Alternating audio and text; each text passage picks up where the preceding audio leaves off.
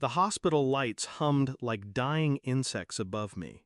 My IV beeped, my arm throbbed, chest stitched, leg pinned.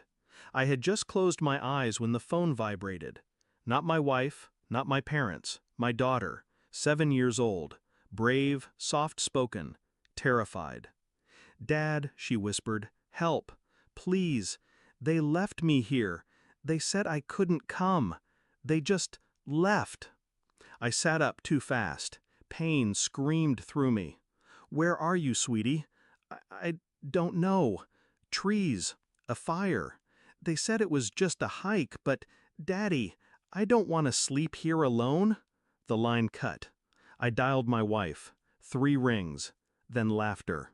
Cold. Sharp. "She's a mistake I should have gotten rid of 7 years ago." Click. Silence. And for the first time since the accident, I didn't feel pain. I felt clarity.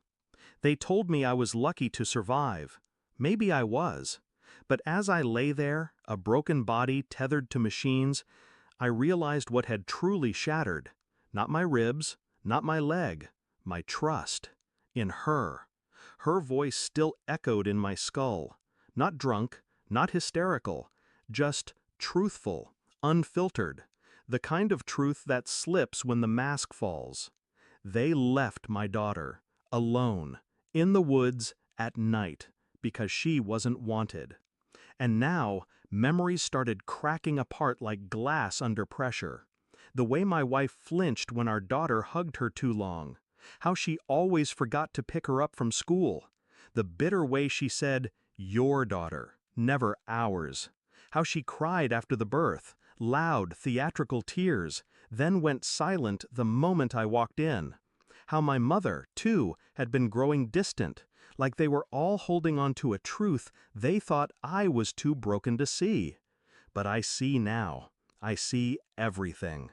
I checked myself out 2 days early, signed the liability waiver. The nurse said it was unwise. She didn't know how wise I needed to be.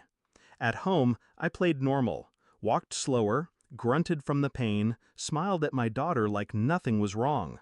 But my mind worked in silence. I started where anyone would, my wife's laptop, her phone. I already knew her passwords. She'd used the same ones for years. Names of actors she'd never admit to loving. In her emails, I found messages between her and my mother. Cold, blunt exchanges. "He's too soft. She's draining him. This isn't the life we wanted for him. We'll take care of it on the trip. Let the wilderness teach her something." My hands trembled, not from rage, from restraint. Then I saw something else. An old appointment, 7 years ago. Clinic name I didn't recognize. A prenatal DNA test. Attached file. Paternity, 0% match. I stopped breathing. That's what it was. Not just hatred. Guilt. The child wasn't hers. She had carried her, birthed her, named her, but she wasn't hers. She was mine, with someone else. And they had buried that truth for 7 years under silence, tension, and cold smiles. Until now. I invited her to dinner, lit candles, cooked steak, played the song from our wedding. She smiled, confused, but played along. Midway through the wine, I passed her an envelope. She opened it. Photos, the email printouts, the DNA report, all of it. She didn't speak for a long time. When she did, her voice was low, calculated. So what now? Divorce? Custody battle? I sipped my wine. No. Her eyes narrowed. No. No, I'm not fighting you. I'm leaving you. She laughed once, hollow. You think you'll get her? I leaned forward. You abandoned her, neglected her, called her a mistake. You left a child in the woods to prove a point. You'll be lucky if you see her again. Her mask finally cracked. She threw the wine glass. It missed. I didn't flinch, just watched her fall apart with clinical precision. I didn't need revenge. I needed evidence. And I had it.